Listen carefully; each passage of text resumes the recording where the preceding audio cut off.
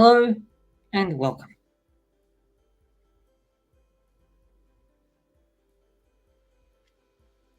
Hello and welcome.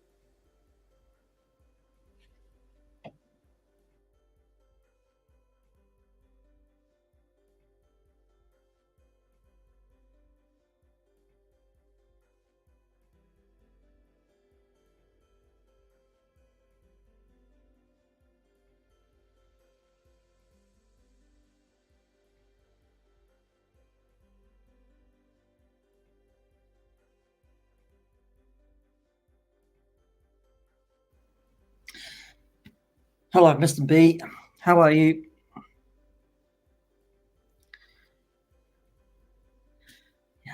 Good morning to you. Yeah, and everything is well and fine. Thank you for asking. Now, I am not going to spend too long on this Anzac Day stream. I just thought I wanted to do this in this in this way because Anzac Day in this part of the world, in Australia and New Zealand, we honour the ones who fell at Gallipoli. We honour the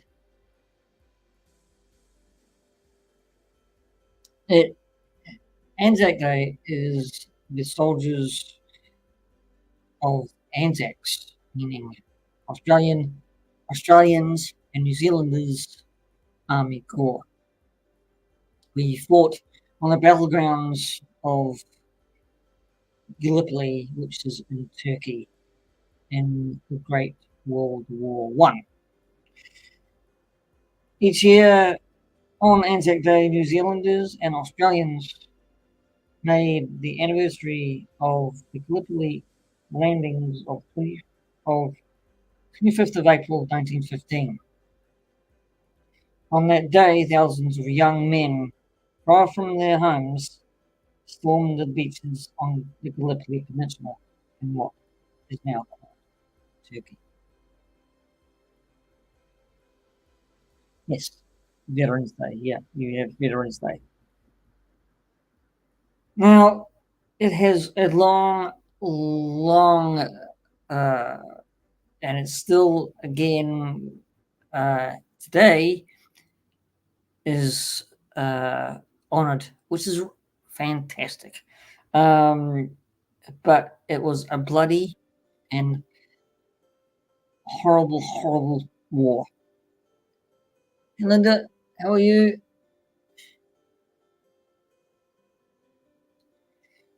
Now, for 8 long months, New Zealand troops, alongside those from Australia, Great Britain, and Ireland, France, India, and Newfoundland, battled harsh conditions and Ottoman forces desperately fighting to protect their homeland.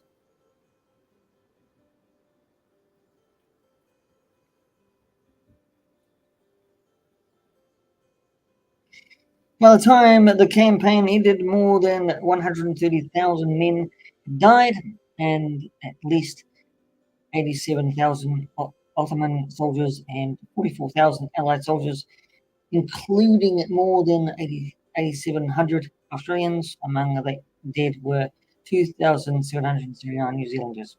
About a sixth of all those who had landed on the peninsula. So yes, we each year, Linda will know that we have a dawn service all over the country, from the top of the North Island down to the South Island of New Zealand, and probably in Stewart Island as well. All over Australia, we have dawn services to actually honour the men who fell at Gallipoli. Now, while the story of the First World War, the Gallipoli campaign made no large mark. The number of dead, although horrific, pales in comparison with the death toll in France and Belgium during the war.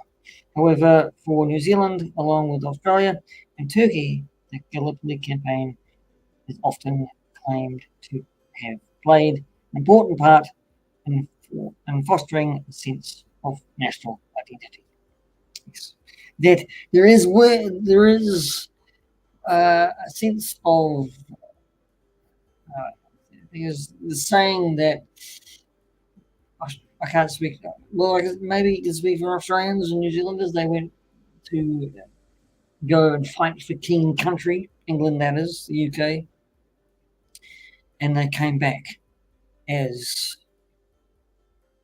New Zealanders and Australians. So they fought alongside their fathers, brothers, and sons, and yes, so they came back because they were fighting really for a place and a war they really didn't understand, and that was the horrific part as well.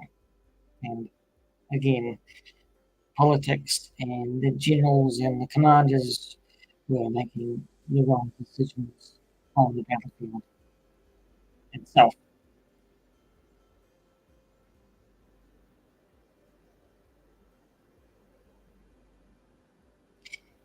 New Zealand troops made their first major effort of the First World War during the Allied invasion of the Gallipoli Peninsula in 1915. The Allies hoped to seize control over the strategic Dardanelles Strait and open the way for their naval forces to attack Constantinople, well, Istanbul, the capital of Turkey and the Ottoman Empire. Probably actually wondering right now, why am I reading this and why am I doing this in a podcast way? For me, I felt, again, I repeat myself, I wanted to do something to say thank you to the ones who fell into it. To may sound soppy, dramatic, but I felt, yeah, I'll say my piece. Again, I'm not doing this for a long time. I'm not going to have any guests, I'm afraid. Come on, and I just wanted to um, give you a bit of backstory of what happened on those days. Forces landed on Gallipoli on the 25th of April. British and later French forces made their main landing at Cape Helles on the southern tip of Gallipoli, while the Australian and New Zealand Army Corps, Anzacs, landed midway up the peninsula. Sent 2 kilometres north of their intended landing place, they encountered determined Ottoman forces in the rugged country above the beach, soon known as Anzac Cove. Unable to make any significant advances, the Anzacs spent the next few days desperately holding on to the small beachhead. Well, in that vein, uh, Australians and New Zealanders were kind of cut down by the Turkish forces as they were lying and waiting for them to actually depart from the boats on this peninsula. And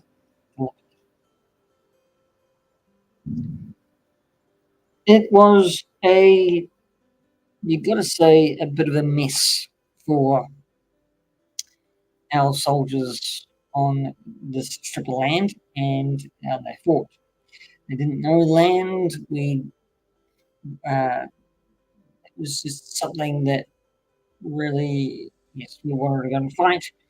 We had to go and capture and get over to the Dardanelles, right? And it failed miserably, absolutely miserably. At dawn services, uh, uh, uh, we honour them by putting wreaths down in each department of the Naval Army and so on and so forth. Wreaths down to commemorate the fallen, forgotten soldier, or the unknown soldier, to honor him. And it just pays tribute to the onslaught and the blood. And there have been stories of when the fighting got fierce, especially with the Australian corps in the trenches. Turks had machine guns in their trenches, and before anything happened, when they went wave on wave over the trenches, uh, they were gunned down immediately. They had a armistice, and the armistice went for, I think, maybe, I'll quite be honest, maybe a day or so, just to pick up their bodies in no man's land, because it stank to high heaven. Now, the Turks greeted Australians, shook their hands, and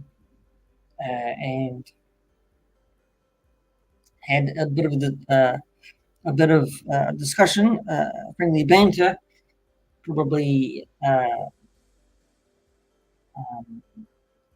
exchanged their family photos and their loved one photos with each other on that day, and then when that was all done, uh, they went back in their trenches and started firing again.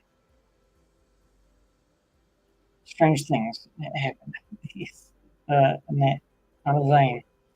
They met their enemy, and when they met their enemy, well, I think the story goes that they had they were still fighting and still killing each other, but I think they had a fondness for their enemy, strangely enough, be the Turks. So yes, it was a blood-filled land, and that's where you could say I'll probably get this totally wrong. So excuse me if I have got that wrong. Is that why we read poppies, blood red poppies? That, the ground is covered with now red poppies. Anyway, I could be talking out my ass. Anyway, okay.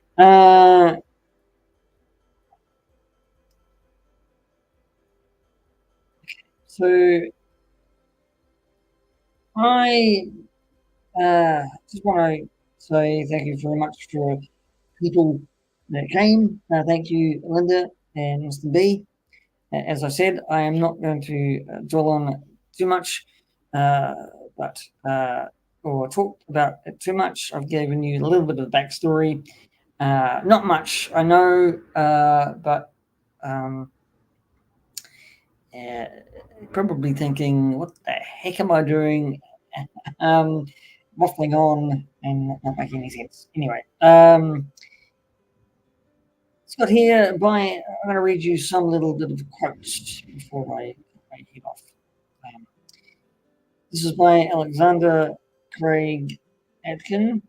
We were taught the British system consisted in benumbing an enemy with the foulest blows on or foot or rifle butt, killing him economically with the bayonet in a brisk forward motion. Yes, bayonets. They were fixed for their combat in the trenches, hand to hand, if like. Richard Leighton did say this. I have not yet been afraid. If you want a really good depiction of Gallipoli, my recommendation would be Peter Weir's what I just said, Gallipoli movie. fantastic. It has all the hallmarks of a seamless uh, uh, adaptation of what it was like being in those trenches. Okay. Ferdinand Foch said, "None but a coward dares to boast that he has never known fear."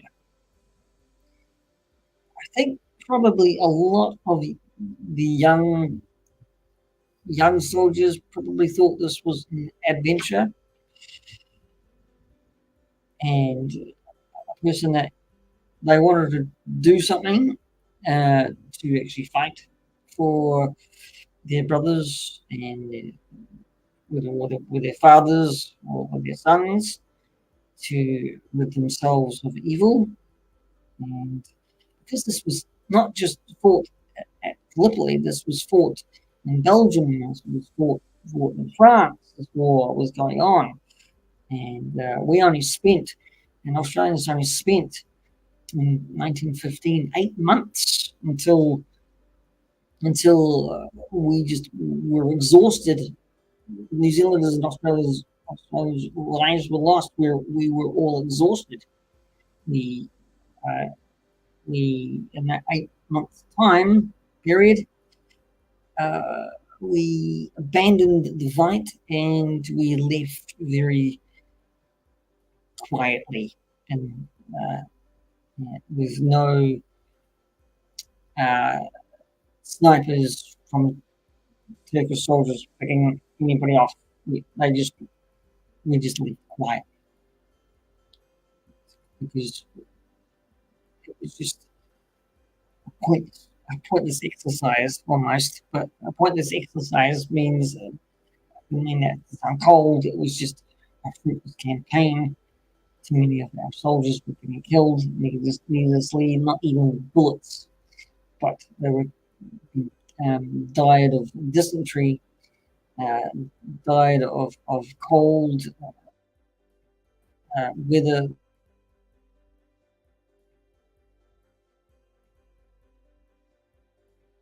starving almost to death because they're having food or warmth.